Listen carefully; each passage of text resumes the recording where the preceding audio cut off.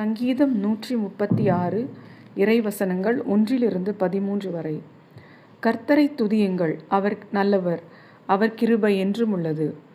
தேவாதி தேவனை துதியுங்கள், அவர் கிருபை என்றும் உள்ளது. கர்த்தாதி கர்த்தரை துதியுங்கள், அவர் கிருபை என்றும் உள்ளது. ஒருவராய் பெரிய அதிசயங்களை செய்கிறவரை துதியுங்கள், அவர் கிருபை என்றும் உள்ளது. வானங்களை ஞானமாய் உண்டாக்கினவரை துதியுங்கள், அவர் கிருபை என்றும் உள்ளது.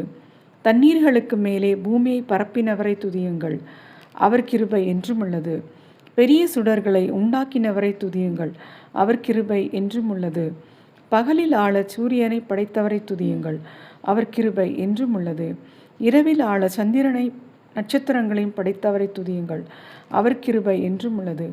எகிப்தியருடைய தலைச்சன்களை சங்கரித்தவரை துதியுங்கள், அவர் கிருபை என்றும் உள்ளது. அவர் நடுவிலிருந்து இஸ்ரவேலை புறப்பட பண்ணினவரை துதியுங்கள், அவர் கிருபை என்றும் உள்ளது. பலத்த கையினாலும் ஓங்கிய புயத்தினாலும் அதை செய்தவரை துதியுங்கள், அவர் கிருபை என்றும் உள்ளது. சிவந்த சமுத்திரத்தை 2ஆக பிரித்தவரை துதியுங்கள், அவர் கிருபை என்றும் உள்ளது.